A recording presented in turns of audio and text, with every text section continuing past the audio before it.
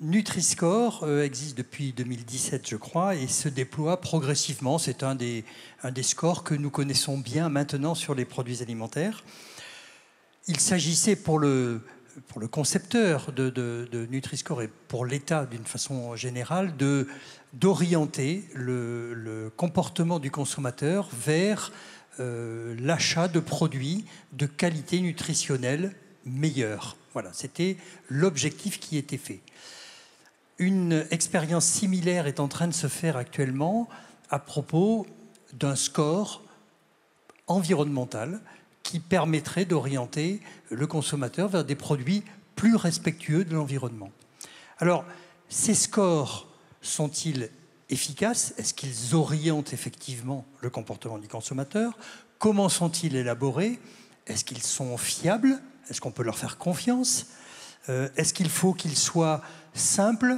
Ça rejoint les discussions de Swazig, simples ou plus complets à l'affichage. Bon, voilà un petit peu les questions que nous allons nous poser dans cette table ronde. Vous allez voir, les questions sont peut-être simples, les réponses ne le sont absolument pas.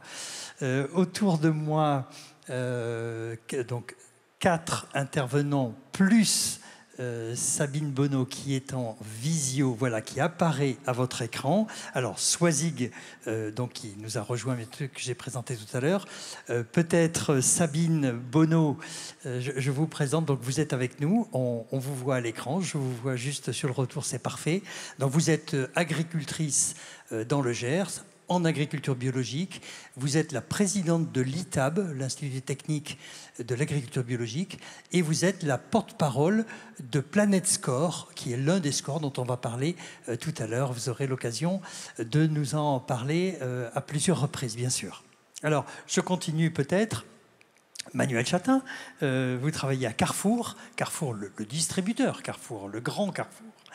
Et donc vous êtes responsable de la RSE chez Carrefour, donc c'est la responsabilité sociétale des entreprises, et vous êtes en même temps en charge du e-commerce et des scores environnementaux. Bon, ça fait pas mal de choses à voir, j'imagine. Et puis ce qu'il y a de bien, c'est qu'on peut rester longtemps, nous, parce qu'on a à manger sur la table ronde. Vous nous avez amené quelques produits, on ne sait pas si c'est pour les consommer ou pour nous expliquer un certain nombre de choses.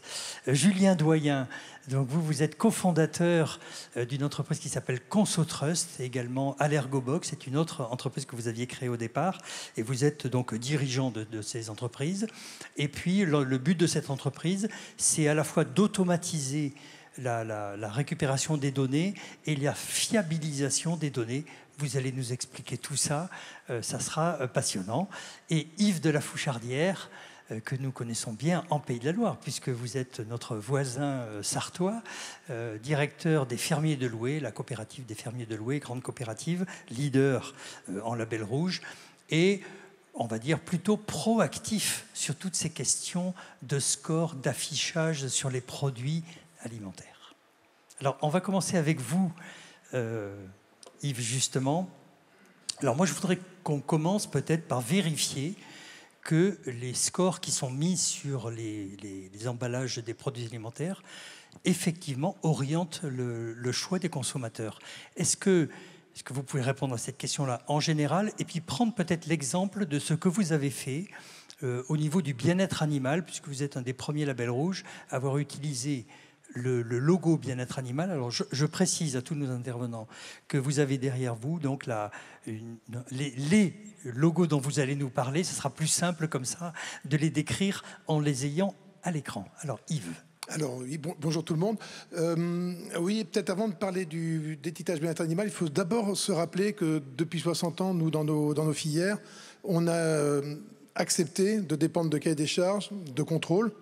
Non seulement on l'a accepté, mais on a considéré que c'était la clé pour pouvoir avoir la confiance des consommateurs. L'idée, c'est avoir la confiance des consommateurs, et avoir la confiance des consommateurs parce qu'on propose quelque chose qui est solide et qui est contrôlé. Donc, c'est le cas pour le label rouge. Donc, le label rouge a été en grande partie fondé dans notre par notre groupement, hein, donc on dit en 160. Hein, et c'est vrai aussi pour l'agriculture biologique, qui a démarré aussi très tôt chez nous en volaille et en œuf.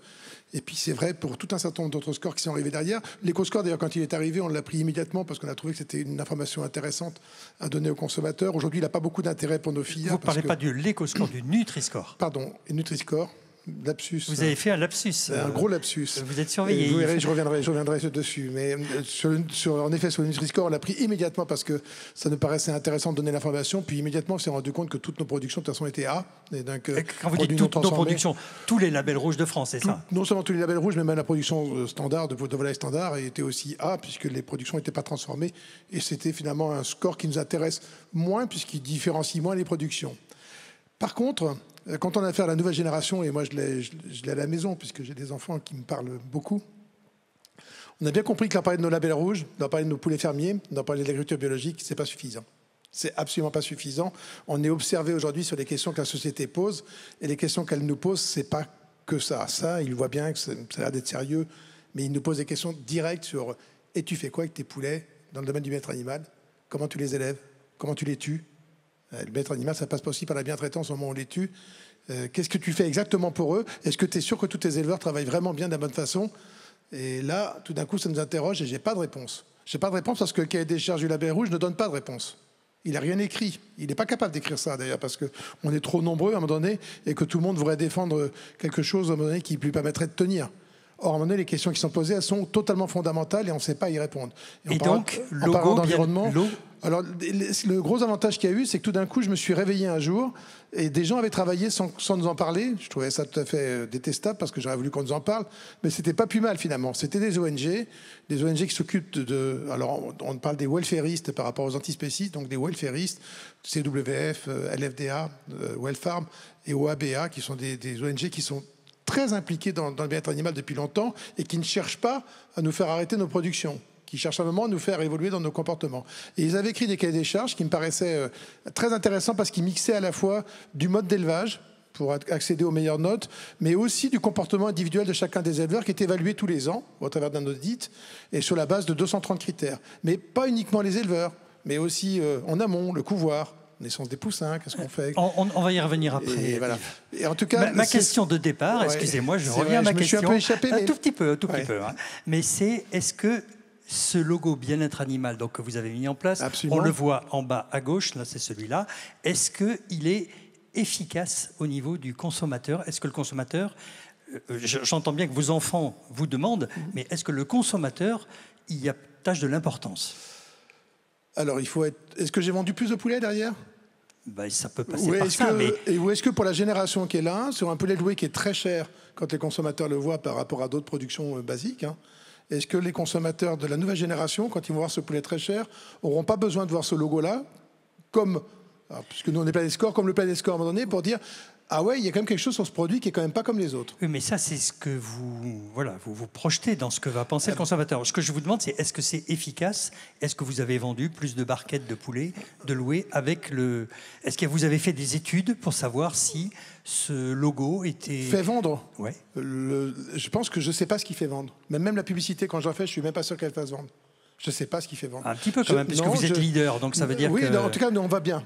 Et si vous me demandez si on va bien ou mal, on va bien. Donc la filière de louer continue à aller bien, alors que l'économie va pas très bien, on continue à aller bien. Est-ce que c'est ça qui est suffisant? Donc je suis pas capable de vous dire si on a vendu plus de poulets. En fait, clairement, je suis capable de vous dire que j'ai pas vu de changement dans les ventes de mes volailles. Et par contre, je vois que les nouvelles générations s'intéressent à mes productions. Et ça, c'était quand même très important parce que si j'interrogeais tous mes consommateurs les uns après les autres, qu'est-ce que j'allais devenir? Si j'étais une marque du passé à un moment donné, qu'est-ce que j'allais devenir? Donc, ça rejoint un petit peu ce qu'on a dit à la table ronde précédente, c'est-à-dire on ne sait pas trop à quoi ça va servir, mais il faut y aller quand même. Oui, mais on n'est pas sur un truc, on est sur un truc concret. Excusez-moi, tout à l'heure, j'ai... Non, surtout pas venir.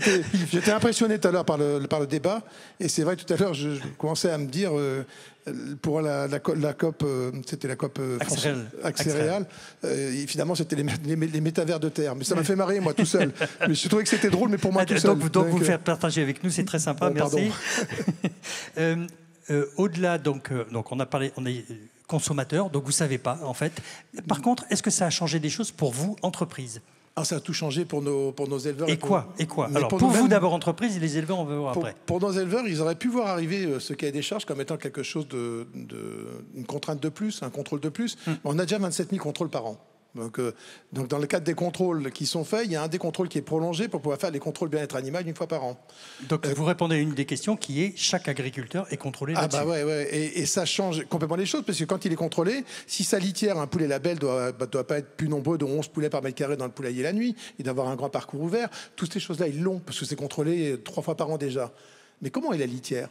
Est-ce qu'il y a des perchoirs? Un poulet, quand il a une patte avec 3 doigts devant et un doigt derrière, c'est pas par hasard.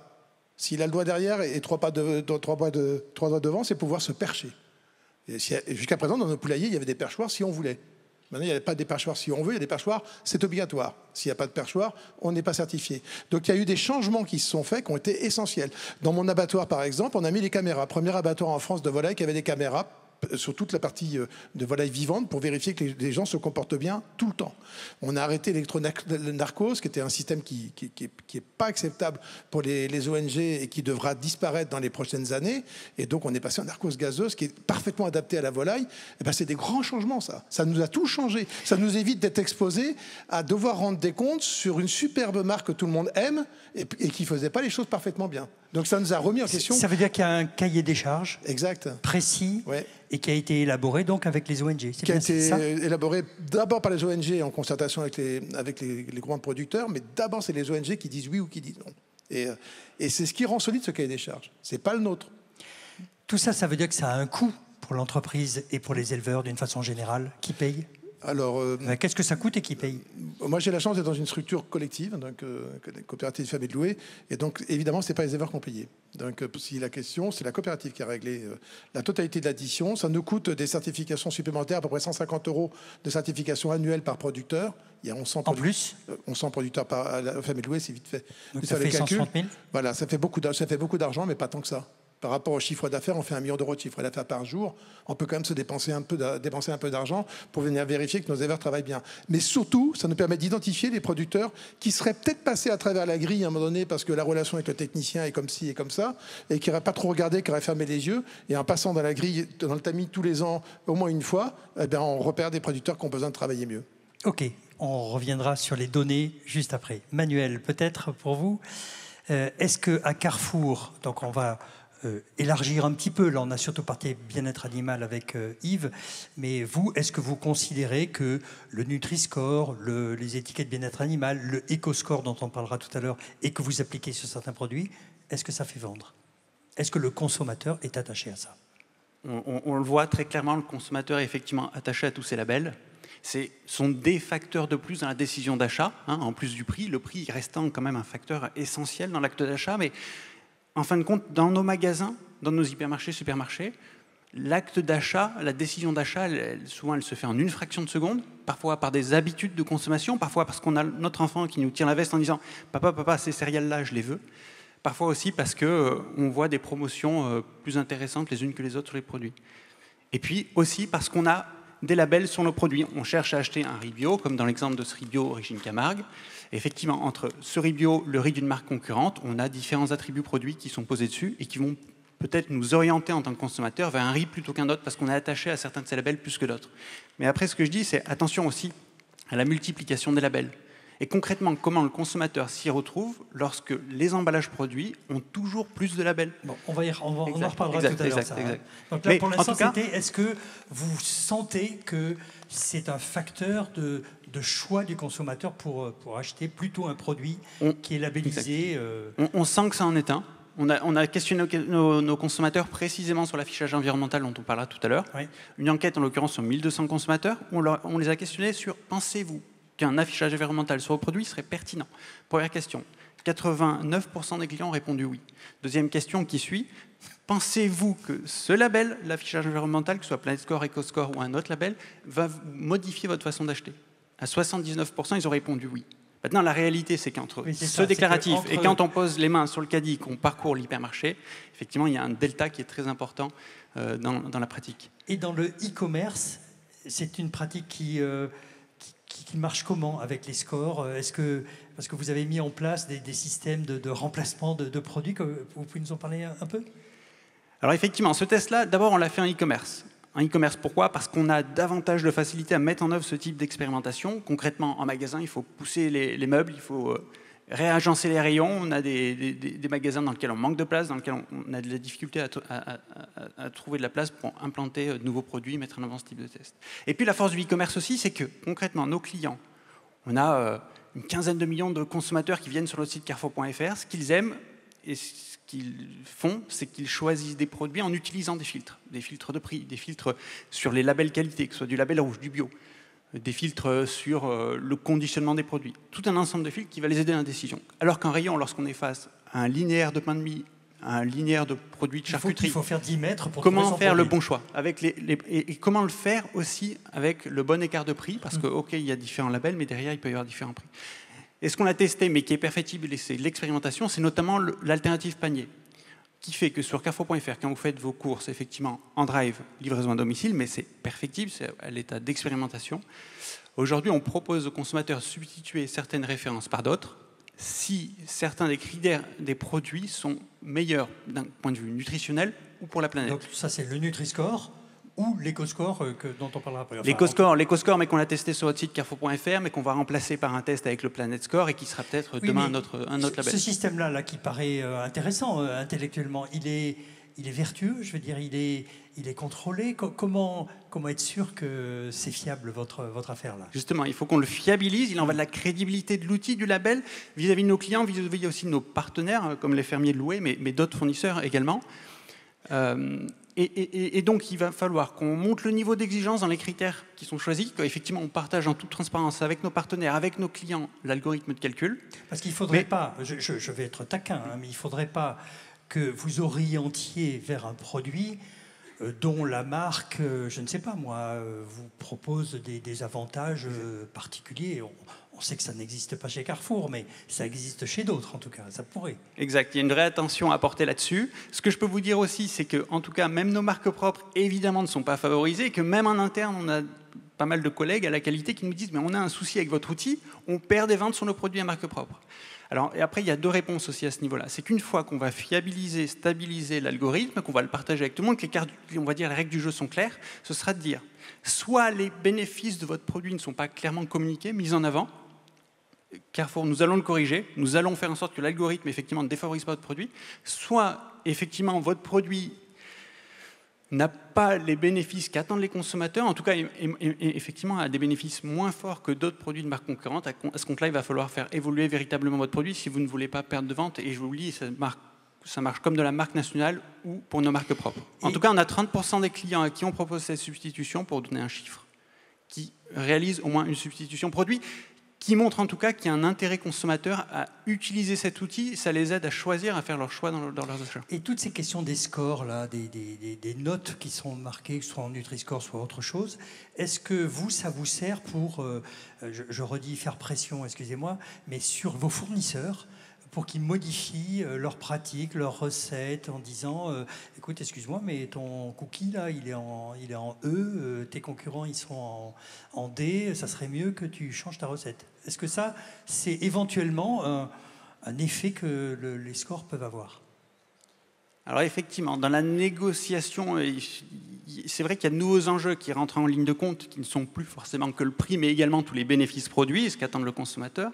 Mais j'allais dire non, cette pression-là, c'est pas nous, Carrefour, à la limite, qui allons le faire. Elle se fait, j'allais dire, naturellement d'elle-même. On voit le développement de toutes les applications consommateurs, de type Yuka, il y en a plein d'autres, qui font qu'en fait, et même sur le Nutri-Score, on le voit même en interne, je vous redonne un exemple, un interne que je connais mieux éventuellement que les marques nationales, où on s'aperçoit, on s'auto-challenge en disant, on a un problème sur une même catégorie de produits, nous sommes mal notés, par exemple sur le Nutri-Score, et il va falloir qu'on se secoue sacrément pour qu'on puisse améliorer la note et se mettre au moins, on va dire, à la note moyenne de cette catégorie de produits, voire au-dessus, pour qu'effectivement on ne puisse pas se faire dépasser par notre marque. Ce que l'on voit quand même, c'est que on ne sait pas trop si le consommateur choisit le produit pour ça, mais en tout cas, ça a une influence sur les industries agroalimentaires ou ceux qui vous fournissent finalement indirectement. Et c'est ce que disait Yves aussi, c'est-à-dire que ça contribue à faire évoluer quand même les chaînes de production. Je voudrais bien qu'on retrouve Sabine Bonneau à l'écran, on l'a un petit peu perdu. Merci beaucoup. Sabine, est-ce que vous nous entendez? Non, on ne vous entend pas, nous. Vous n'avez pas mis votre micro. Voilà, parfait. Si, je vous entends, le micro est mis. Très bien, merci beaucoup. Alors, vous allez nous expliquer un petit peu plus tard dans la table ronde le Planet Score, l'Eco-Score, on va le détailler un petit peu, mais c'est ce que vous allez faire tout à l'heure. Mais pour l'instant, j'aimerais que vous nous expliquiez justement pourquoi, quelle est la stratégie dans la mise en place d'un score environnemental, soit au niveau de l'État, de l'ADEME, du Parlement qui sont en train de travailler là-dessus, soit des acteurs de votre score. Merci à tous et désolée d'être en distanciel. Ravie de vous retrouver en tous les cas. Question très intéressante et un peu vertigineuse à vrai dire. La raison pour laquelle nous avons lancé et déployons actuellement ce dispositif, c'est parce qu'on est confronté, comme l'a dit Manuel Chatin, à une profusion d'allégations, notamment environnementales sur les packages. Et également, puisque nous, en tant qu'Institut technique, on fait partie de ce collectif, mais on n'en est qu'une des pièces.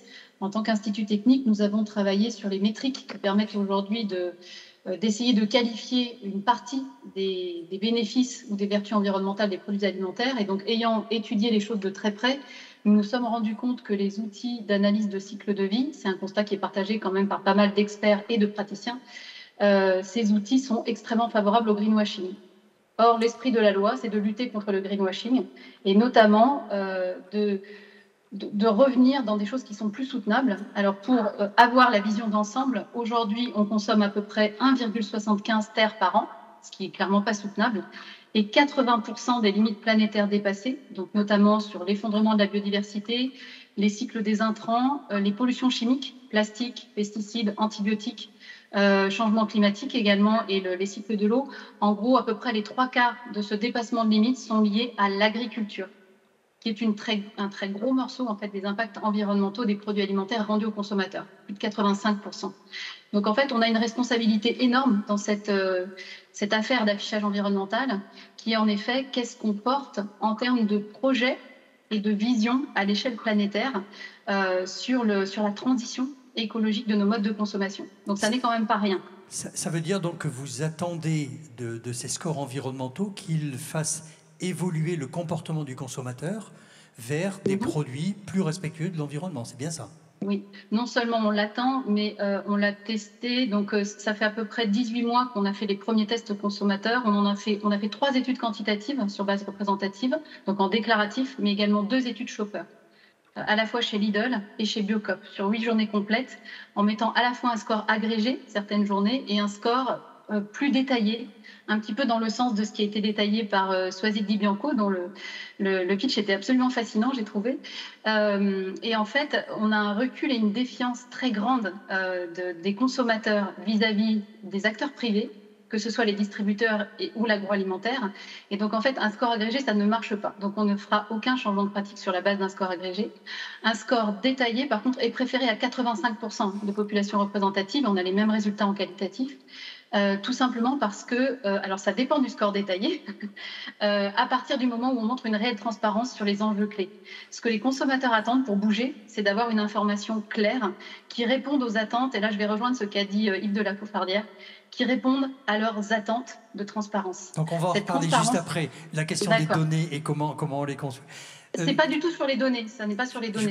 J'ai bien compris, la transparence vis-à-vis des donc consommateurs. La transparence doit être calée sur les attentes de la société civile. En fait, si on ne répond pas à ces questions-là, non, il n'y aura pas de transformation du marché.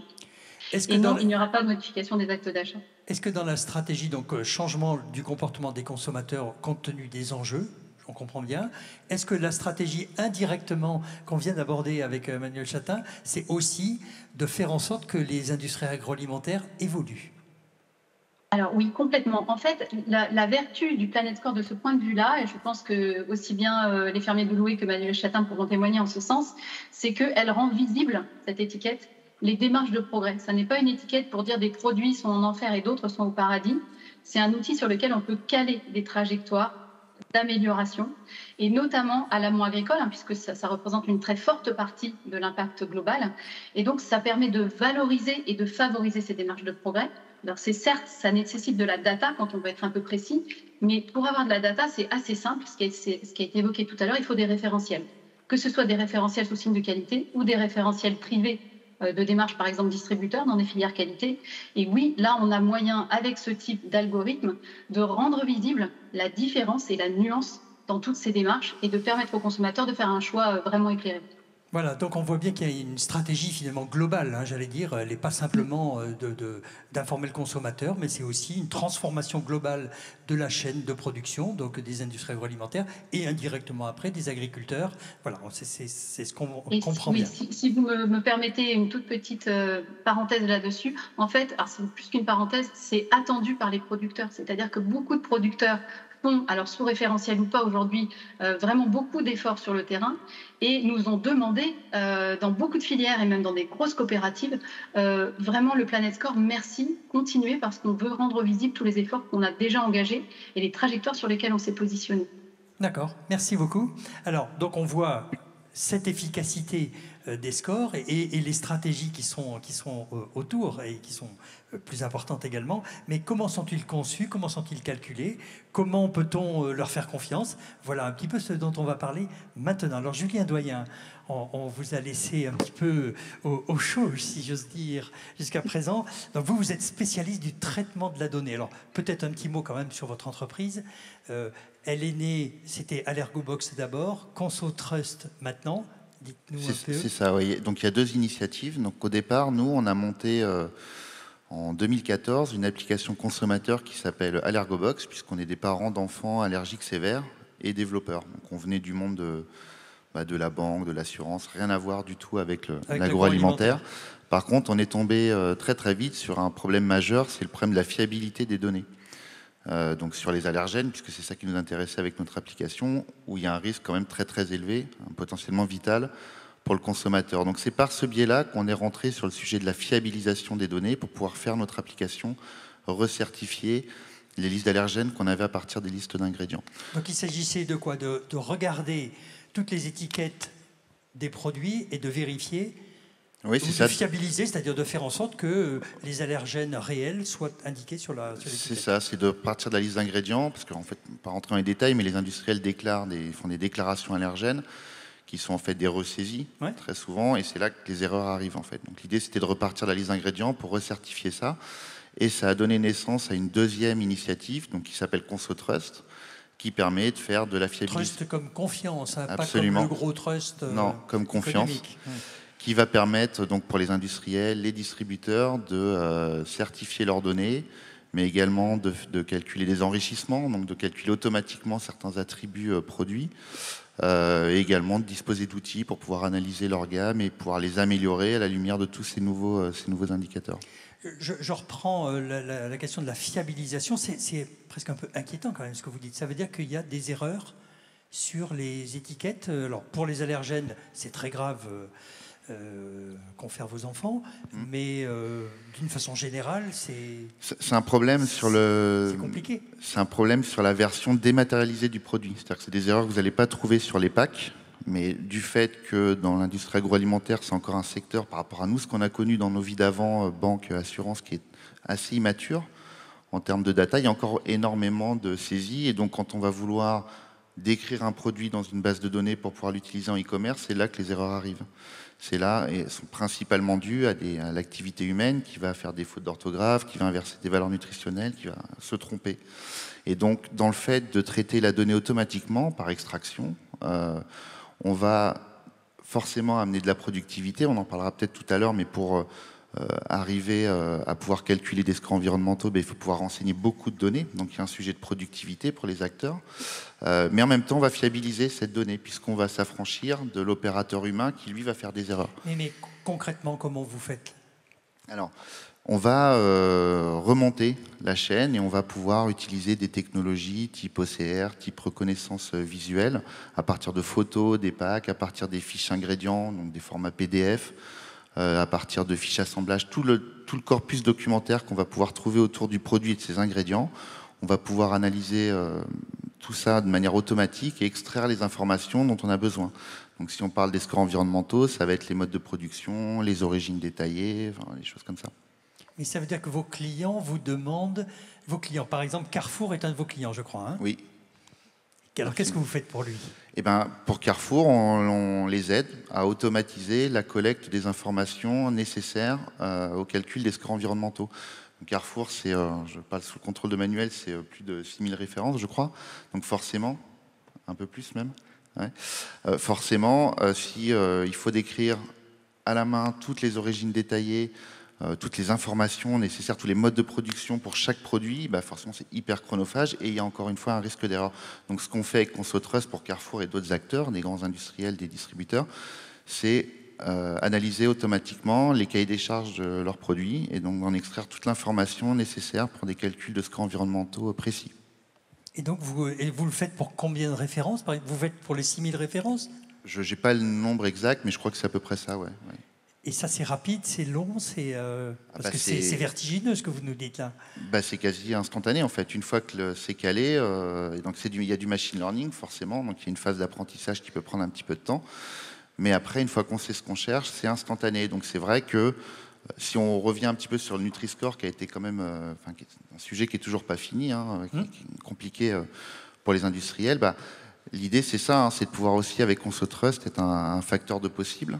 Un accélérant en fait pour pouvoir se concentrer là où il y a de la valeur, c'est-à-dire d'améliorer ses produits et pas forcément sur la saisie de données qui n'est pas quelque chose à grande valeur ajoutée, quoi. Aujourd'hui, donc on comprend bien, donc Carrefour est votre client, mais je crois que la plupart des autres distributeurs le sont aussi. Il en manque quelques-uns, mais pas beaucoup. Est-ce que demain, vos clients seront aussi les industries agroalimentaires? Parce que finalement, tout ça, la question de la fiabilité de la donnée, de l'automatisation des données, c'est une question que se posent aussi les fabricants de produits, je suppose. Absolument, ils le sont déjà. On a déjà plus d'une centaine d'industriels clients, donc des très gros comme Nestlé, Unilever, PepsiCo, des entreprises plus intermédiaires et puis aussi des petits acteurs. Elles le sont déjà pour les mêmes raisons en fait, hein, parce qu'ils ont besoin aussi d'industrialiser ces travaux de collecte aussi et de se préparer. On voit qu'aujourd'hui il y a plusieurs notations possibles, mais d'un point de vue collecte de données, ça va quand même tourner. Pas complètement, mais... Oui, ça ne change pas votre métier à vous, ça change la nature de ce que vous récupérez comme données, mais ça ne change pas votre métier, d'accord. Donc vous êtes un métier qui est un métier charnière là en ce moment. Ah, on l'espère. Oui. Peut-être Sabine Bonneau, si on peut vous retrouver. Voilà, très bien.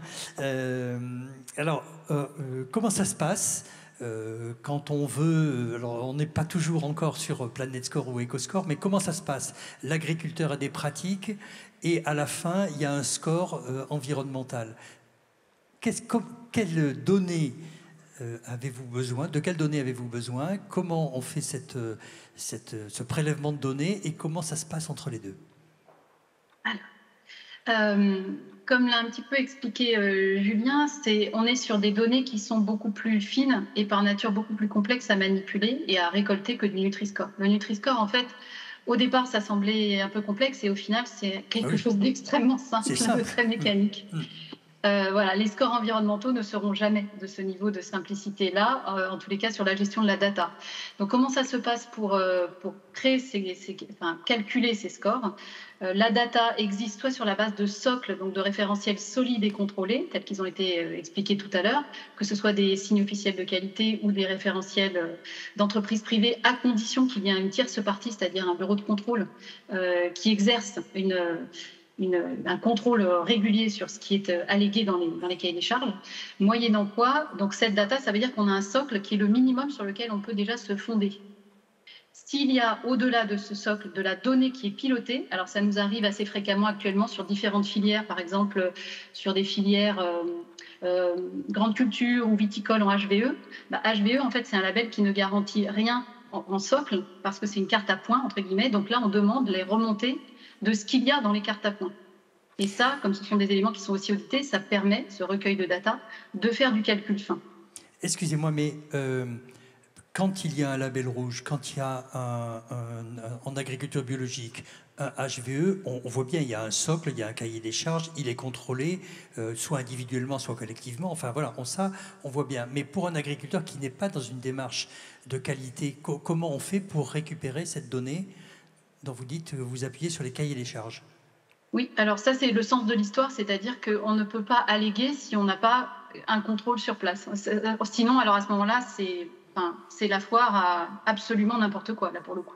Donc non, il y a besoin d'organiser de la data. Moi, en tant que productrice, je peux vous le dire, si je suis très contente qu'on me demande de collecter de la data précise sur mon exploitation, du pourcentage de haies, de ce que je mets en place, de ce que je fais, de ce que je ne fais pas, de manière à respecter plus l'environnement. En plus, c'est dans le cadre de la stratégie de la Commission européenne, Farm to Fork, également la stratégie sur la réduction des pesticides et des engrais de synthèse. Il est très probable que d'ici 2025, on soit obligé en fait de rapporter ces datas-là dans le cadre des dossiers PAC. Donc la data, elle va s'organiser, même là où pour l'instant il n'y a pas là où les agriculteurs ne sont pas dans des référentiels. Et pour calculer un score environnemental, on a besoin, alors vous nous avez dit les pratiques des agriculteurs, mais un score environnemental, c'est quelque chose de global. Il y a les pratiques. Alors, est-ce que vous pouvez nous citer quels sont les secteurs de l'exploitation que l'on regarde pour le transformer en data ? Oui, alors avant ça, il faut quand même réaliser qu'on est très souvent sur des chaînes longues, des gros volumes. Et donc, en l'absence de data, puisque là, on parle de data précise pour faire mieux que le générique, mais sinon, les scores environnementaux, ils sont basés sur les statistiques génériques, c'est-à-dire, par exemple, les statistiques enquête culturelle du ministère de l'Agriculture. La filière pomme de terre utilise tel type d'intrants avec tel niveau de fertilisation chaque année sur des exploitations qui ont, par exemple, des surfaces de tel type de taille. Voilà. Donc, quand il n'y a pas de data, il y a de la data. On n'est jamais nu. Simplement, c'est de la data qui, en général, n'est pas favorable. Plus générique, quoi, qui est plus globale. Générique. Et quand on est sur des référentiels, c'est qu'en général, on a essayé d'améliorer une, deux, plusieurs dimensions et que ces dimensions-là permettent dans l'algorithme, évidemment, des améliorations. Alors, on parle d'algorithme. Expliquez-nous maintenant comment on fait pour... On a toute la data là, dont vous venez de parler, qui est très plurielle, et à la fin, on a un score. Comment on passe de l'un à l'autre? Il faut un algorithme, mais comment on fait le choix de dire que les haies sont plus importantes ou moins importantes que les engrais, que l'eau que l'on utilise? Là, il y a un choix à faire, il y a un algorithme. Et comment ça se passe? Et qui fait ce choix-là? Donc en fait, on a pris une option qui est sur deux pieds. Un pied qui est l'analyse de cycle de vie, donc les bases de données de l'État, que nous avons d'ailleurs largement contribué à améliorer autant que possible, mais il y a quand même des butées sur ce qu'on peut faire sur ces bases de données. Et la deuxième chose qui est un référentiel d'indicateurs complémentaires, ce qui était d'ailleurs demandé par l'État il y a 2 ans, justement pour améliorer la qualité de la transparence environnementale des produits.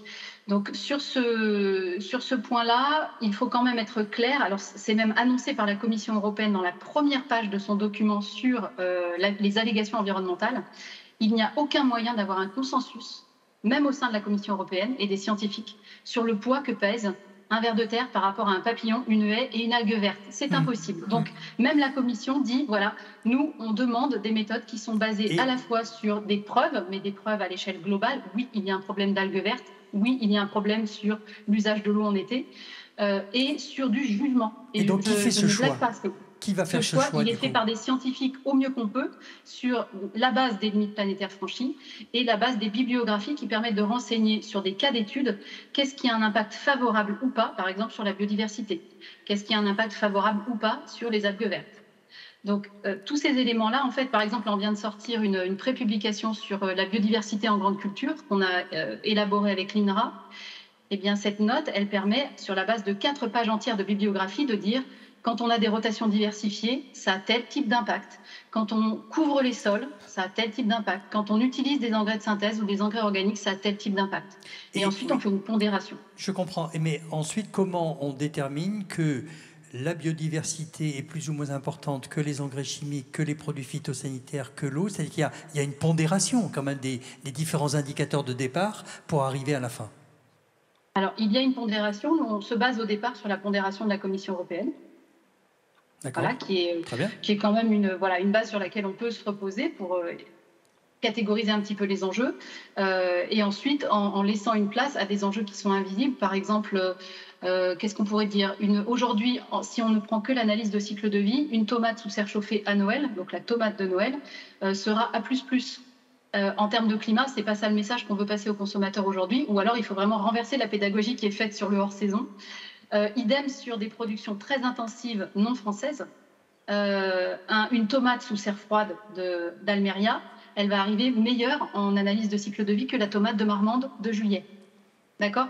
Donc ça, pour nous, c'est un vrai problème. Donc on a des indicateurs complémentaires qui disent, attention, ça c'est bassin de production local ou français. Attention, ça c'est plutôt produit sous serre chauffée à Noël avec du gaz.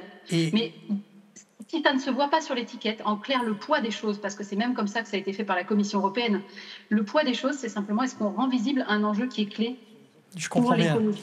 Et pour rejoindre la question de la transparence, est-ce que cet algorithme, ces indicateurs de départ qui conduisent à scorer C plutôt que E ou D, comment on le connaît? Est-ce qu'il est public? Voilà, pour les différents scores, en tout cas pour le score dont vous vous occupez. Alors oui, on est en phase de finalisation de la publication. Il y a énormément de choses qui se passent de notre côté, on en parlera tout à l'heure, mais on est en train de se déployer dans 12 pays, donc on a plein d'autres choses à faire. Mais globalement, oui, bien sûr, la publication est prévue avant le 15 décembre. Très bien. D'ailleurs, je vous invite à un webinaire sur la méthodologie pour les spécialistes et ceux que ça intéresse un peu dans le détail, qui a lieu le 15 décembre au matin. Donc elle sera publiée d'ici là. Merci beaucoup. Il y aura également un outil d'autocalcul pour information, pour les entreprises ou les particuliers ou les étudiants, enfin tous ceux qui seront intéressés d'avoir un premier niveau d'autocalcul. Donc ça, c'est pour le début d'année prochaine. Julien Doyen, est-ce que, voilà, score environnemental, est-ce que pour vous, c'est compliqué? C'est plus compliqué que le Nutri-Score. Elle avait raison, Sabine Bonneau, de dire Nutri-Score, c'est simple finalement. Complètement raison. C'est simple pour la bonne raison qu'il y a, on ne va pas rentrer trop dans la technique, mais il y a un standard qui existe pour décrire les produits, qui est piloté par un organisme qui s'appelle GS1 et qui s'appelle la GDSN. Et les attributs donc, relatifs à la nutrition sont décrits depuis très longtemps, ce qui fait que les acteurs, distributeurs, industriels, savent se les échanger depuis très longtemps. Voilà. Il y a des erreurs, donc ça c'est un autre sujet, mais c'est des champs qui existent. Là, on invente, là. On est en avance, tout n'est pas encore standardisé, donc c'est pour ça qu'on est un peu dans une zone de flou. Je dirais que la fiabilité, c'est toujours important, mais là, ça va être encore plus important, je pense, pour emporter l'adhésion du consommateur. Par rapport au Nutri-Score, on est tous des consommateurs, donc on va savoir quand même, avec notre culture même de consommateur, de client de base, on va pouvoir identifier quand même un produit gras, salé, sucré. Ça, c'est facile, oui. On va pouvoir se réassurer par rapport au Nutri-Score qu'on voit, même s'il y a des erreurs. Sur les scores environnementaux, ça va être des notions, pour beaucoup, pour certaines, en tout cas, qui ne sont pas accessibles du consommateur. Il n'aura pas d'informations, lui, sur les matériaux d'emballage, il ne sait pas quel cahier des charges de tel mode de production. Donc, il y a un besoin, encore plus, je dirais, de fiabilité de la donnée, parce que le consommateur n'aura que le score pour se faire son idée, il ne pourra pas challenger ce score facilement. Manuel Chalin, est-ce que vous avez toutes les données pour calculer ces scores, vous? On a toutes les données pour calculer ces scores, en tout cas sur nos marques propres. Nos marques Carrefour. Les marques Carrefour. Nos MDD, exact, sur lesquelles on a des cahiers des charges très précis, marques distributeurs, cahiers des charges très précis, sur lesquels on connaît l'origine des matières premières, on connaît les méthodes de transformation, on connaît exactement les emballages utilisés pour emballer le produit, et donc on le maîtrise plutôt bien. Là où c'est plus compliqué, que ça se complexifie, on l'a fait sur un test avec l'EcoScore, on va le faire bientôt avec le Planet Score, c'est pour les marques nationales. Comment allons-nous calculer un score environnemental pour des marques nationales si on ne dispose pas des données d'entrée? Est-ce que c'est à vous de le faire ou est-ce que c'est à elles de le faire? Bonne question. Je pense que c'est à elles de le faire. Mais nous pouvons, et en tout cas c'est ce que nous avons fait dans l'expérimentation, tenter de le faire nous-mêmes. C'est-à-dire qu'on a besoin d'un partenaire et effectivement une boîte comme ConsoTrust est essentielle pour nous. Parce qu'elle va permettre de faire ce calcul-là. C'est déjà un organisme tiers qui garantit une certaine indépendance. Et donc pour le calcul, Sabine en parlait un peu, on prend des données publiques qui sont des données calculées à la famille de produits par une ACV, qui sont des données agribalises, sur lesquelles on vient effectivement ajouter d'autres critères et on vient pondérer la note. Ensuite, on vient pondérer la note. Et donc, pour nos marques propres, je vous le disais, on a des cahiers des charges très précis. Pour les marques nationales, ce qu'on a fait jusqu'à maintenant, c'était d'utiliser des données en open data, en venant d'Open Food Fact, donc en prenant ces données en ligne et en utilisant ces données pour calculer un éco-score sur les marques nationales dont on ne dispose pas de la donnée. Donc on pourrait très bien imaginer, et d'ailleurs c'est un moyen aussi vertueux de faire améliorer les pratiques, de dire on va à partir des données qu'on a à disposition, qui ne nous sont pas forcément transmises pour plein de raisons, on en parlera de la complexité, notamment les secrets industriels qu'il peut y avoir derrière. C'est ce que j'allais dire, il y a quand même la question du secret industriel. Exact, on ne peut pas tout savoir. Je comprends que le fabricant de cookies, alors que vous-même vous en fabriquez en MDD, il n'a pas du tout envie de vous donner sa recette. Exact. Et donc soit on se dit on attend la donnée, on attend qu'un scoring environnemental soit calculé, on se base sur des fournisseurs comme les fermiers de Loué qui l'ont déjà calculé calculer. Soit l'autre option, et à ce compte-là, on va mettre un peu de temps, soit l'autre option est de dire, nous, on va essayer de le calculer avec les données disponibles qu'on a à date. Le score sera peut-être médisant, mais en même temps, derrière, ça va permettre d'améliorer la filière parce que, précisément, il va y avoir un besoin de ces partenaires-là de fiabiliser, améliorer la donnée. Donc eux aussi pourraient nous partager des éléments de réponse, ou en tout cas, eux aussi vont calculer leur propre scoring environnemental s'ils trouvent que celui qu'on a pu proposer est médisant. Bon. D'accord. Yves de la Fouchardière, comment vous faites-vous pour collecter les données? Parce que cette question des données, là, on trouve des grosses entreprises, il y a des intermédiaires. Vous, chez vous, je suppose que ça se passe à la maison, peut-être Oui, et je voulais d'abord qu'on repère ensemble quand même que sur tous ces scores, il y a quand même des choses qui sont communes et qui sont hyper intéressantes. C'est déjà les 5 lettres. C'est le code couleur. Donc, même si sur le bien-être animal, on le voit de manière verticale, c'est intéressant quand même de repérer ça parce que ça permet quand même malgré tout d'avoir des repères à peu près communs, identiques pour tout le monde. Et tout le monde a repéré d'ailleurs, et c'est le cas pour Nutri-Score, que les choses ont beaucoup changé depuis que le Nutri-Score est arrivé. Il y a beaucoup de produits qui ont changé fortement leur recette, et ce que dit Emmanuel était intéressant. C'est vrai que le fait de commencer à afficher, c'était le cas de Yuka qui a commencé à faire un sacré boulot, et derrière, donc on peut imaginer que demain sur le Planet Score ou d'autres scores, mais en tout cas celui-là sera après sans doute le premier, on pourra peut-être avoir des applications demain qui permettront aux gens de savoir, même si le professionnel ne veut pas le mettre, un score, à un moment donné, ça va peut-être bouger un peu tout ça. Il va bien falloir que ça bouge de toute façon. C'est ce qu'on disait en première partie, c'est un levier pour faire bouger. Et nous concernant, c'était quand même assez... Quand j'ai vu arriver la façon de travailler Planet Score, j'ai trouvé que c'était assez génial parce que quand j'ai présenté au marketing chez nous ce qu'ils avaient mis dans les 3 scores intermédiaires, pesticides, biodiversité, climat, on m'a dit, attends Yves, tu mettras jamais ça sur un emballage de Loué. Tu vas pas marquer pesticides sur un emballage de Loué, c'est juste débile. Ben justement, c'est parce qu'il me disait que c'était débile que j'ai trouvé que c'était vachement chouette. Parce qu'on avait vraiment besoin, de rentrer dans le détail. Si on ne rentre pas dans le détail, on n'est pas crédible. Et le fait d'avoir 3 sous-scores à l'intérieur qui permettent en plus de ça d'avoir des leviers de progrès, c'est hyper intéressant. Et pour répondre concrètement à la question... Voilà, parce qu'on est déjà dans la partie d'après. Ah oui, je suis désolé, c'est ma façon de... Il est indécrottable. Je suis ingérable, je sais. Et en fait, en tout cas, quand on a donné en fait, les données, en fait, c'était très simple à faire. Puisqu'en fait, il a fallu qu'on remonte tout ce qui était mis en application globale. Par exemple, à Loué, on a des éoliennes. On a 11 éoliennes. On a investi 37 millions d'euros dans l'énergie renouvelable il y a maintenant plus de 10 ans. Donc, des panneaux photovoltaïques. On a 7 hectares de panneaux photovoltaïques sur des poulaillers. Donc, ça, c'est un travail qu'on a fait qui n'avait aucune valeur. Nous, on pensait que c'était bien de le faire. On a planté 1 million d'arbres. On a planté 1700 km de haies. Ça n'a aucune valeur environnementale mesurée, puisque de toute façon, on ne mesure pas dans les cahiers des charges du label. Nos céréales sont produites par nos éleveurs localement, à un moment donné, pas transbahuté de l'autre bout de la planète à un moment donné parce que ça nous paraît évident, c'est pour ça qu'on fait des poulets. Et bien quelque part, à un moment donné, quand on a proposé ça à Planet Score, ils l'ont rentré dans leurs algorithmes et ça a dit, les gars, vous sortez pas mal, vous sortez en B, ce qui est bien pour une production animale, et même en A sur les œufs bio. Donc j'étais vachement content, mais j'étais vachement content de valoriser le travail qui avait déjà été fait avant.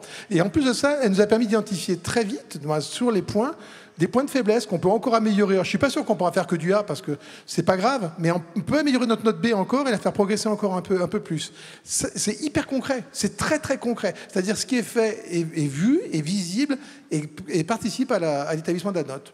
C'est juste parfait. Mais pour collecter les données, ça veut dire que chaque éleveur... Alors, je reprends le bien-être animal ou le Planet Score, peu importe. Oui. Mais ça veut dire que chaque éleveur, il a... comment il fait? Il a son papier, son crayon? Il y a des données qui sont des données obligatoires chez nous. On est dans un système très centralisateur. Ma coopérative impose un certain nombre de contraintes à mes producteurs, qui sont, de mon point de vue, des contraintes qui doivent rendre service aux produits et aux consommateurs, comme la production de céréales par eux-mêmes, à un moment donné, qui sont livrées à notre unité de fabrication d'aliments, et comme l'énergie renouvelable qui est faite pas chez tout le monde, mais à un moment donné, la démarche globale, à un moment donné, sur l'énergie... Oui, mais avoir un cahier des charges et de la data, c'est pas la même chose. C'est comment tout ça s'est transformé en data, que ce soit pas trop compliqué pour l'agriculteur qui note avec son papier et son crayon toute la journée. Sur la plupart de nos productions, on est sous cahier des charges. Donc déjà, les cahiers des charges s'appliquent à tout le monde. Et après, sur les éléments complémentaires comme l'énergie renouvelable, les éoliennes, elles appartiennent à la collectivité des éleveurs, puisque je suis directeur d'une coopérative, ils sont membres de la coopérative, associés de la coopérative, donc les éoliennes leur appartiennent. Et donc la production d'énergie renouvelable est bien faite collectivement pour la cause des familles de Loué. Donc quelque part, c'est bien la démarche collective qui a enrichi finalement une démarche individuelle. mais c'était parce que la démarche collective est leur démarche. Hein, vous D'accord. voyez, donc, on mixe à la fois un cahier des charges, un travail personnel. Les plantations d'arbres et de haies chez nous, c'est une obligation pour un minimum d'arbres et de haies chez nos éleveurs. Le reste, après, derrière, j'ai des éleveurs qui sont des grands planteurs, qu'on a planté encore bien plus que ça. Je voudrais donner la Si je parole peux à me Swazig. permettre juste Oui, un juste petit après, témoignage. parce que Swazig n'a pas encore parlé dans la table ronde, excusez-moi. Swazig, peut-être un mot, un premier renseignement là, de ce qu'on vient de dire sur les données, les scores. Voilà. Est-ce que ça vous inspire une réflexion par rapport à vos remarques de tout à l'heure, notamment sur les questions peut-être de transparence? Oui, alors ce qui m'interpelle notamment, c'est la diversité des stratégies et des intérêts aussi des acteurs que vous avez aujourd'hui autour de la table. On voit que les scores, en fait, ça peut être à la fois une lutte des éleveurs pour rendre compte de pratiques qu'ils font que d'autres ne font pas et qui du coup les différencient dans une gamme de produits qui jusque-là étaient évalués toutes pareilles. Donc rendre compte de pratiques qui permettent de se différencier. Pour les distributeurs, on voit que c'est l'enjeu aussi de répondre à une diversité d'attentes des consommateurs.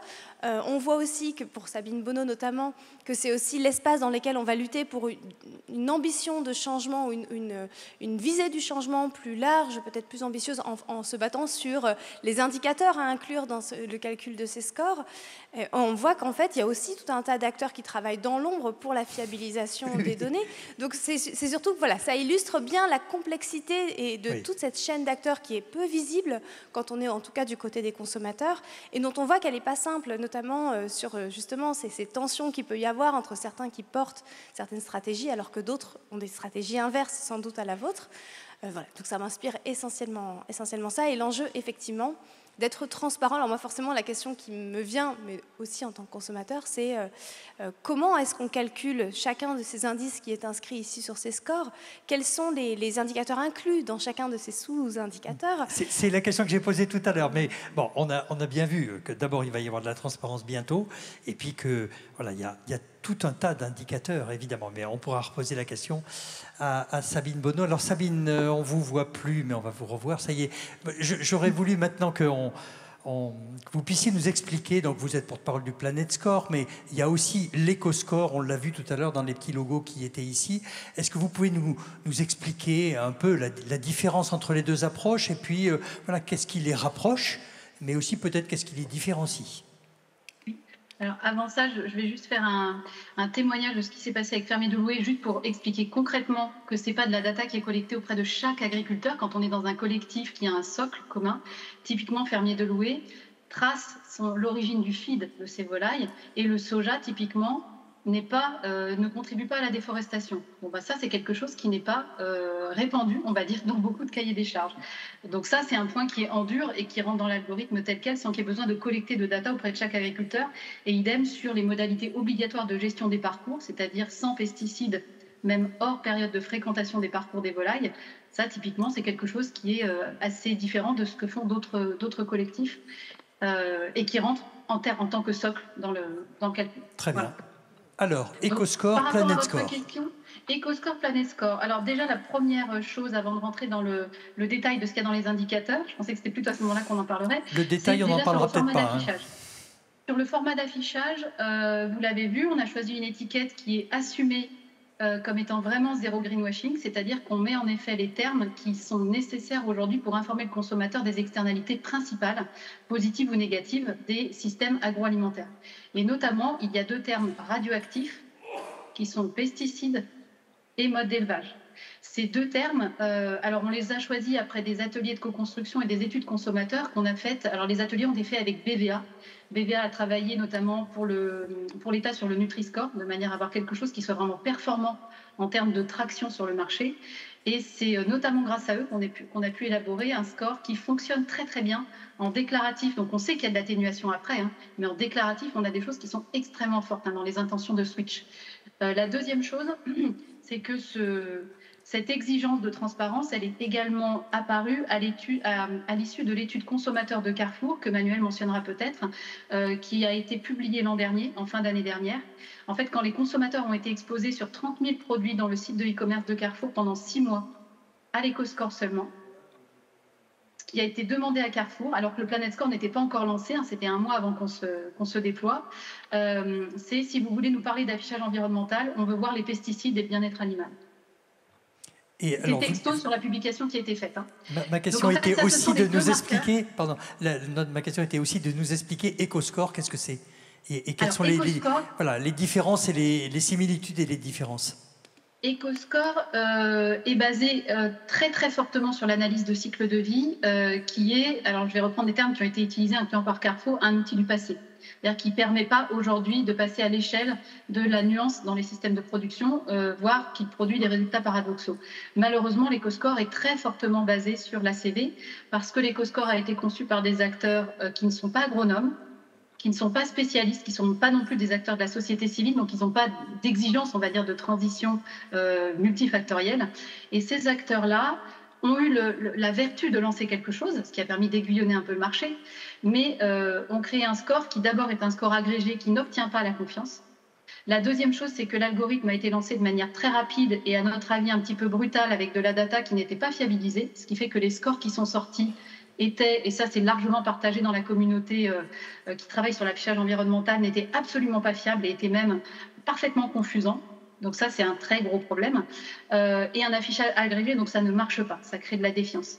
Donc ça, c'est la première chose. Et la deuxième chose, c'est que dans le fond, quand ce collectif est questionné, ce qui a été le cas là, en octobre dans un article médiatique, il nous explique que les systèmes de production, finalement, c'est pas ça l'enjeu dans l'affichage environnemental.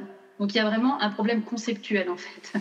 Le Planet Score, il a été élaboré par des personnes qui sont des spécialistes de l'agronomie, de la biodiversité et par on va dire avec le soutien et l'expertise des acteurs de la société civile, c'est-à-dire en prise directe avec les attentes du FC Que Choisir, de toutes les ONG qui sont, je vous incite à aller sur notre site internet, planet-score.org, beaucoup de collectifs donc d'ONG, des étudiants également, et des acteurs qui accompagnent les producteurs sur le terrain dans la transition.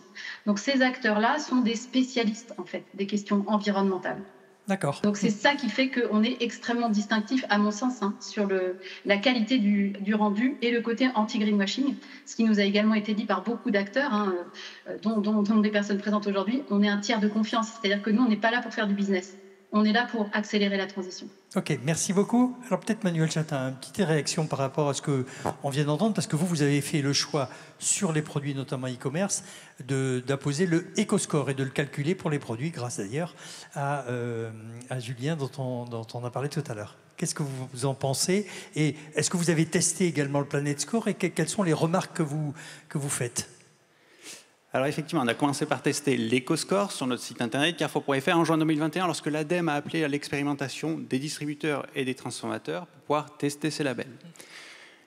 Ce qu'on a également fait depuis, c'est qu'on a testé le Planet Score, mais à hauteur de 150 références. Autrement dit, ce qui est ridicule pour nous, Carrefour, qui est très faible. Et là, ce qu'on va travailler avec Sabine, on travaille actuellement et qu'on va travailler bientôt aussi avec ConsoTrust, c'est de pouvoir, cette fois-ci, également tester le Planet Score sur au moins 5000 références. Si ce n'est plus, parce que, effectivement, quand vous traitez, vous ConsoTrust 6000 références, juste à titre d'info, un hypermarché, nous, de 15 à 20 000 m², c'est 55 000 références. Et donc, je vous laisse imaginer avec tout le format qu'on a... Pas que alimentaire, on est d'accord. Pas que alimentaire. Mais donc, on a énormément de références à travailler. Et donc, il va falloir l'industrialiser. Donc, nous, en tout cas, la position Carrefour, elle est claire, elle est qu'on n'est ni pro-EcoScore, ni Planet Score, ni un autre label qui pourrait venir. Déjà, elle est de se dire que lorsqu'il y aura un texte réglementaire, lorsque les pouvoirs publics vont légiférer sur le sujet, vont définir un score, on appliquera le score qui sera évidemment défini. Mais attention, ce qu'on dit, c'est qu'il y a des irritants sur autant de l'EcoScore que du Planet Score qu'il va falloir travailler, qu'il va falloir améliorer dans tous les cas, qu'il va falloir fiabiliser, qu'il va falloir apporter de la cohérence. Vous dites ça parce que vous êtes rendu compte de choses qui n'allaient pas bien? Oui, je pourrais tout à l'heure donner juste quelques exemples précis. C'est maintenant. Mais en tout cas, vous voulez donner quelques juste exemples, par rapport au label, c'est là où je rejoins effectivement ce qui a été dit précédemment, c'est que effectivement le Planet Score, quand on a questionné nos consommateurs, apparaît comme un label qui est effectivement plus pertinent pour les consommateurs, qui est moins basique que du A à E, mais qui apporte en plus de la nuance sur ce sur quoi le produit est meilleur, et donc les différents critères qui sont pesticides, les trois critères en dessous. Exact. Et en plus, une notion importante qui est le mode d'élevage que les consommateurs apprécient. Ils disent protéger l'environnement, c'est bien, mais sur un produit animal, un produit en tout cas qui contient des ingrédients d'origine animale, je veux aussi savoir comment ça a été fait. Alors oui, quelques exemples que je peux présenter là, c'est que effectivement on a trouvé quelques aberrations et c'est un esprit un peu plus critique, mais on a réussi à évaluer par exemple là une boîte d'œufs bio avec un EcoScore A et une même boîte d'œufs, sans cahier des charges spécifiques, avec des poules non pas en cage, mais en tout cas en intérieur, avait le même scoring en A avec l'éco-score. En éco-score, donc ça veut dire que vous dites, là, c'est pas tout à fait normal, quoi. En tout cas, ce qu'on se dit, c'est que même si le calcul a été fait légitimement, que le calcul est connu, comment est-ce que concrètement nous allons pouvoir orienter les consommateurs dans leur choix vers un monde qui est plus désirable, qui dépasse simplement les calculs techniques? Je donne l'autre exemple, une boîte d'haricots verts, éco-score également, qu'on a donc origine France, en boîte de conserve, qu'on a évalué en A. Le même haricot vert frais en vrac origine France est évalué également en A, et le même haricot vert origine France surgelé est également évalué en A. Et donc ça pose problème. Et enfin, juste voilà, effectivement, pour pouvoir montrer sur tous les labels, un exemple. C'était pas pour manger en fait les trucs. C'est pas pour manger, c'est pour illustrer, c'est concret, mais c'est ça quand on est commerçant. Exact. Mais juste un exemple, le Planet Score également, où on a fait évaluer pour le test 2 références de riz bio, qui en plus ont un emballage qui est strictement comparable, un qui est d'origine Camargue, l'autre d'origine Thaïlande. Et ce qu'on s'est aperçu, c'est qu'effectivement, en termes de notation Planet Score, on sort avec la meilleure notation Planet Score sur les 2 références. Et effectivement, en considérant que le mode de production agricole, certainement, vient écraser d'autres critères, comme par exemple le transport, mais comment un consommateur, raisonnablement, on peut penser qu'un consommateur va y comprendre quelque chose en se disant « mais j'ai mon riz Camargue, origine France, et j'ai mon riz Thaïlande, ils sont notés Thaïlande pareil. sur la même notation. » Et donc, comment vraiment on va pouvoir changer le mode d'achat? Et de la même façon, comment on pourrait imaginer, avec toutes les polémiques, réglementations qu'il y a sur le plastique à usage unique, qu'on note bien un produit qui est emballé dans un plastique à usage unique, alors qu'en fait, ça ne correspond pas à un futur, à mon avis, en tout cas, que je ne trouve pas désirable. Voilà. Bon, mais c'est intéressant comme remarque et comme analyse. Yves de la Foucherdière, si ça ne vous gêne pas d'être avec nous un tout petit peu. Donc vous avez choisi le Planet Score. Donc vous nous avez un petit peu expliqué pourquoi tout à l'heure, mais j'aimerais que vous détailliez un petit peu pourquoi cette approche vous a plu. C'est parce qu'elle est plus complète ou parce que... Comme j'ai pris de l'avance, oui, je vous ai dit que c'était aussi la bonne surprise, c'était qu'il y avait plein de choses qui étaient organisées chez nous depuis très longtemps et pour lequel, quand on a interdit de mettre des pesticides dans les parcours à un moment donné des volailles, pour quelle raison? Parce qu'on n'a pas besoin de pesticides dans les parcours. Pourquoi on irait lutter contre les adventices qui nous gênent avec du Roundup si on peut l'éviter? Donc quand on le faisait pour des raisons de bon sens paysan. Beaucoup de questions qui étaient des questions de bon sens paysan. Quand on cultivait des céréales localement pour alimenter nos volailles, alors qu'on pourrait peut-être en chercher en Ukraine, quand on pouvait en chercher en Ukraine, à un moment donné, qui serait peut-être moins cher d'ailleurs, c'est pour des questions de bon sens paysan. Et toutes ces questions-là, à un moment donné, quand on les a agglomérées, on s'est posé plein de questions. On s'est dit, on ne veut pas subir cette question de l'environnement. C'est trop dégueulasse, à un moment donné, de dire une production bio, une production label, parce qu'elle a un cycle de vie plus long, aurait un score qui serait beaucoup moins bon, parce qu'un peu plus de consommation de carbone par rapport à l'indice de consommation des volailles, alors qu'on a fait tout ça, quoi. Donc, et on s'est dit, mais il faudra bien trouver à un moment donné les moyens d'exprimer tout ce qu'on fait en plus. Si on n'arrête pas à l'exprimer, ça servait à rien. On se retrouve jugé dans un espèce de truc complètement débile qui ne correspond pas finalement à la vraie histoire de la filière. Et quand on a rentré nos éléments dans cette façon de scorer, et nous on y a participé en rien, c'est comme pour le bien-être animal, ça existait, on a rentré notre façon de faire, et notre façon de faire est sortie bonne. On s'est dit, c'est génial, au moins on est reconnu, quoi. C'est quand même, et c'est ce que j'ai vendu à mes éleveurs en disant, pour vous et pour les agriculteurs. Même les éleveurs qui n'aiment pas du tout le mot pesticide, quand je continue à leur montrer, ils ont horreur d'avoir. Mais je suis convaincu que ce mot-là est clé par rapport à la compréhension et par rapport à la confiance. Une autre question un peu complémentaire, tous ces marques qui sont posées ces scores qui sont posés sur les emballages, ça pose quand même un peu la question de la multiplication des signes. Le sapin de Noël. Le sapin de Noël, oui. Oui, vous regarderez, si j'avais su, je ramenais un poulet. Quand on regarde un poulet, il y a la place pour tout. Il y a beaucoup de choses sur l'étiquette. Non, pas tant que ça. Il y en a beaucoup moins qu'il y a 20 ans. On avait des choses encore plus importantes. On décrivait plein de choses sur le mode d'élevage qui n'étaient pas toujours compréhensibles. On voit encore sans OGM, les Nutri-Score. Le Nutri-Score, vous l'avez enlevé, vous, mais le Planet Score... Non, le Nutri-Score est même encore sur la bretelle. Non, mais vous verrez, ça se voit encore. On comprend bien que c'est un poulet de loué, fermier, label rouge, élevé en liberté. Et derrière, on voit bien qu'il y a un certain nombre d'éléments de confiance. Ce n'est pas l'étiquetage principal. Vous ne pensez pas que le consommateur il peut être perdu par tout ça, non? Non, moi je ne crois pas. L'étiquetage bien-être animal est sur le ticket de compostage, puisqu'il est individuel pour chacun des éleveurs. Le Planet Score est général parce que c'est pour l'ensemble de la filière. Le Nutri-Score est lui aussi général. Non, je pense que j'aurais pu vous ramener un produit, c'est pas illisible du tout. Est-ce que les gens ont tout vu? Peut-être pas. Non. Mais c'est pas grave, ils vont en acheter ils en achètent tous les dimanches des poulets doués, donc au bout de 2-3 dimanches, ils vont y arriver. Swazik, peut-être un mot sur ce qui rejoint finalement votre conclusion de tout à l'heure avec le contenu de la table ronde. Sur, voilà, est-ce qu'on utilise plutôt un OAD qui est prescriptif ou au contraire un OAD qui décrit un peu plus pour que le choix soit plus durable? Ce que je trouve intéressant, c'est qu'en vous entendant parler, on comprend que certains de ces scores en fait, évaluent le produit brut. Par exemple, un blanc de poulet comme les autres, sans discriminer les pratiques de production. Un autre va, lui, examiner les pratiques, d'autres va examiner les cahiers des charges. Et donc, en fait, ça fait partie, ça, justement, de l'information du consommateur, de savoir exactement qu'est-ce qui est évalué, selon quels critères.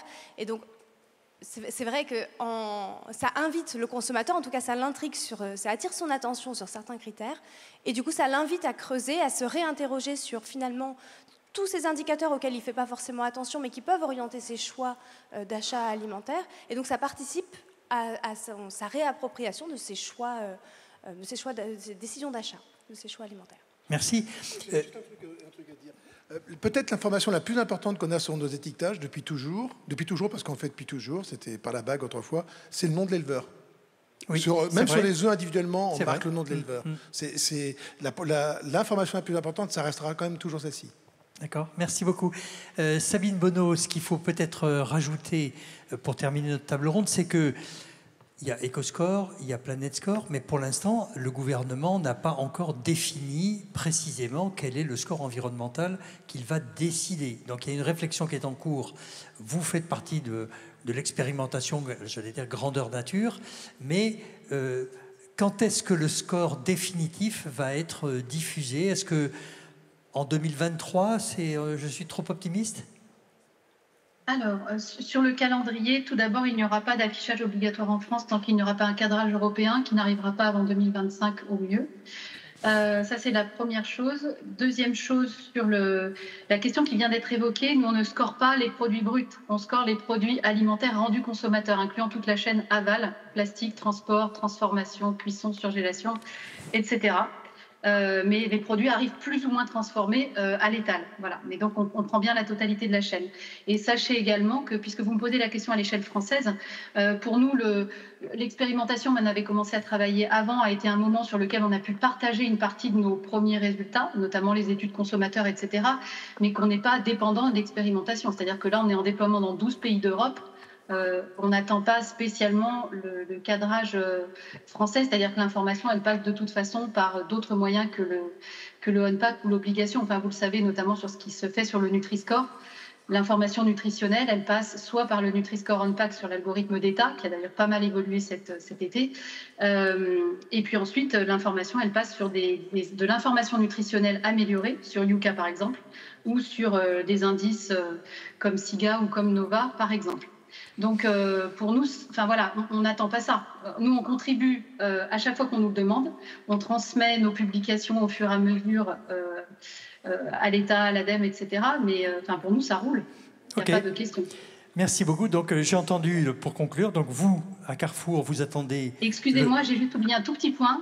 On a déjà scoré 720 000 produits, on vient de terminer la semaine dernière, sur la base de l'open data. Donc juste pour reboucler sur la question des data, je confirme ce qu'a dit Julien tout à l'heure, c'est que c'est vraiment très très difficile à fiabiliser. On a eu 4 mois de travail, il y avait énormément d'erreurs.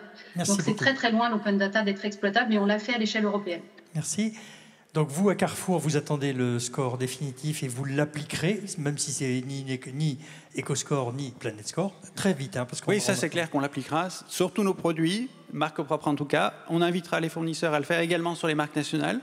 Et on testera, on va le tester là sur le Planet Score d'ici fin d'année, début d'année prochaine. Mais s'il y a un troisième label à tester, on le testera également. Chez Loué, vous ferez quoi? Parce que vous savez que pour l'instant, c'est pas... On peut attendre encore un peu, hein. Je ne suis pas sûr que ça vienne si vite que ça, on verra. En tout cas, pour l'instant, on est content avec son arme. D'accord, merci beaucoup. Allez, je vous propose d'arrêter là et puis de prendre quelques questions pour... voilà, alors voilà, ça commence. Est-ce qu'il y a des micros? Merci.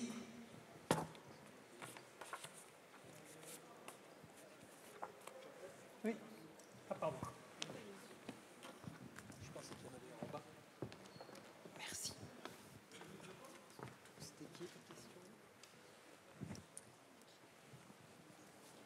Du coup, moi j'ai une question. Dans votre discours, on n'a pas du tout parlé des éleveurs et des agriculteurs. Pour eux, quel est l'avantage en fait à utiliser ces Planet Score ou ces éco-scores? Quels vont être les avantages? Et également, est-ce que vous avez réussi à quantifier le temps dédié à la collecte de ces données pour un éleveur, par exemple, chez Loué? On répondra après, Yves. Une deuxième question? Il y avait quelqu'un qui avait levé la main, non? Oui, mais c'était la même question. Ah, d'accord. Est-ce qu'il y a une autre question? Oui, devant. Oui, bonjour. Moi, je voulais vous demander, donc, le Planet Score a été développé parce que vous jugiez que l'éco-score n'était pas satisfaisant par rapport à certains modèles de production. On a notamment parlé de la comparaison des œufs au sol vs les œufs bio. Moi, ma question, ça serait quelle garantie vous apportez, garantie d'objectivité pour montrer que ce Planet Score n'est pas là pour défendre en fait un certain modèle de production, mais quelque chose d'objectif. Oui, la fiabilité des données et du résultat final. Très bien. Est-ce qu'il y a d'autres? Le manque de biais, en tout cas, pas forcément. D'accord, je comprends. Est-ce qu'il y a d'autres questions? Oui. Oui. Par là. Par là, d'accord. Comme il y a deux micros. Oui, j'avais une petite question sur le Nutri-Score. J'aimerais prendre l'exemple, par exemple, du Coca-Cola. Quand on voit une boisson de Nutri-Score D ou E qui passe B, moi, ça me choque. Et j'aimerais savoir si, à votre connaissance, le Nutri-Score va prendre en compte les additifs prochainement ou pas du tout. Ok, et puis une question ici. Bonjour. Moi, j'ai une question par rapport, tout à l'heure, vous avez parlé de l'effet sapin de Noël avec la multiplicité de ces labels. Est-ce qu'on n'est pas en train de noyer un peu le consommateur sur des informations auxquelles il n'est pas forcément éduqué de base? On voit que le Nutri-Score, c'est un peu rentré, on va dire, dans les mœurs de décision du consommateur, mais par exemple des scores comme le Planet Score ou l'évaluation du bien-être animal, est-ce qu'on n'est pas en train, en multipliant ces informations, de le désintéresser un peu de tout ça? Ou peut-être de le former pour qu'il soit plus sensible. C'est une autre question. Mais d'accord, on entend bien. Yves, peut-être, l'éleveur. Alors oui, la première question est très importante parce que ça suppose, en fait, quand on fait évoluer la stratégie d'une entreprise comme la nôtre vers davantage d'informations pour le consommateur, ça suppose une adhésion des éleveurs. Je vous disais tout à l'heure, le mot pesticide, par exemple, étant compliqué pour eux déjà, donc il faut faire preuve de beaucoup de pédagogie pour expliquer les choses, et surtout donc sur le bien-être animal, par exemple, nos producteurs étaient surpris qu'ils aient besoin d'être évalués avec un mode d'élevage aussi exceptionnel, quoi. Est-ce que ça les a choqués, les éleveurs? Est-ce que ça les a choqués que vous travailliez avec des ONG, par exemple? Je crois qu'en fait, la culture qu'on a allouée, c'est une culture qui est complètement incroyable, qui date de bien avant moi. On ne produit pas pour produire, on produit pour un consommateur. Voilà. Et une fois qu'on a ça dans la tête, on ne produit que pour un consommateur. Moi, j'ai toujours expliqué qu'on fait que deux choses allouées. Ce geste-là, le consommateur doit à un moment donné acheter le produit. Et pourquoi il va acheter le produit? Et pourquoi votre génération va acheter le produit? Ça me gêne presque un peu que ça vienne de vous, les plus jeunes, des questions sur la nécessité d'informer plus les consommateurs et le risque qu'il y a de les perdre.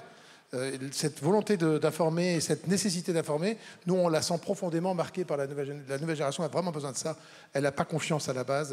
Elle a envie qu'on leur dise les choses qui soient les plus justes possibles. Et donc, si on veut que ce geste soit fait et perdure pour la génération d'après, moi, j'arrive en fin de carrière là bientôt, et il faudra bien que ça continue pour les jeunes éleveurs que j'installe tous les ans. On installe 80 tous les ans des jeunes éleveurs.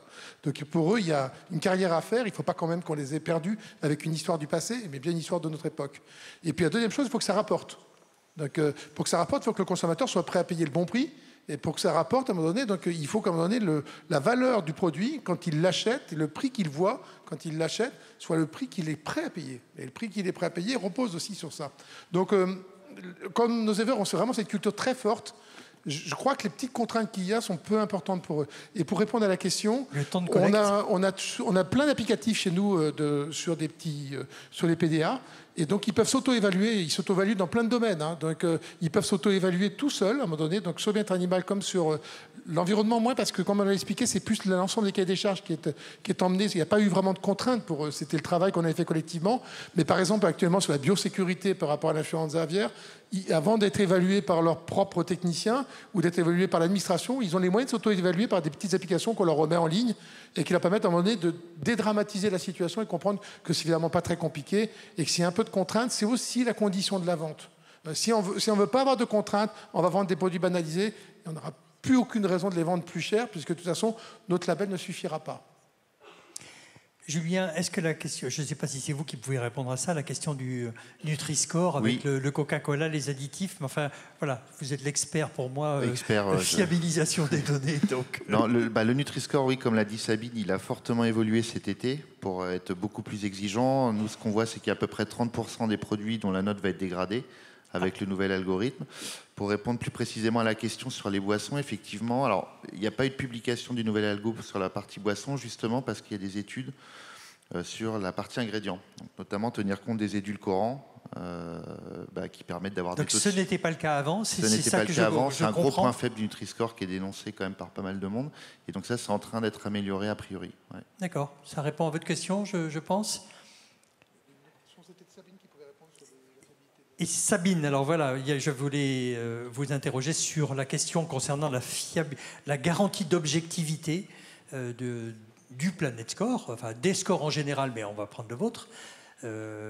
Voilà, comment garantir que ce qui ressort a bien été... Vas-y. Vous êtes de l'ITAB, Sabine, donc a priori vous avez plutôt intérêt à pousser les produits bio. J'essaie de reformuler ce que vous avez dit. Oui, non, mais allons-y, cash. Alors, on est dans un collectif qui est très large. Ce collectif, ce ne sont pas des acteurs bio, donc il y a des ONG, des associations de consommateurs, des collectifs étudiants, et on est sur une vision. En fait, la question, c'est en effet, quelle est cette vision? Donc la vision, si vous voulez la voir, vous allez sur le site internet, notamment les publications de l'IDRI, du CNRS ou de Solagro. Ce sont des prospectives dans lesquelles on arrive à passer à une Europe agroécologique en tenant compte des flux internationaux d'import et d'export, donc en maintenant nos exportations, mais en arrêtant la déforestation importée. Et pour faire ça, en gros, le scénario, c'est quoi qui est derrière le Planet Score? C'est d'abord la végétalisation de l'alimentation, à peu près la moitié moins de produits issus de l'élevage dans nos assiettes.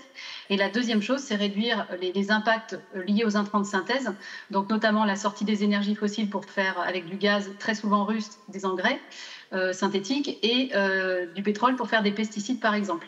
Donc ça, on va dire, ce sont les deux grandes clés. Et cet élevage qu'on aurait en 2 fois moins grande quantité, ça exerce beaucoup moins de pression sur les surfaces. On a actuellement près de 2 tiers des surfaces de céréales qui sont consacrées à nourrir l'élevage essentiellement industriel en monogastrique et laitier.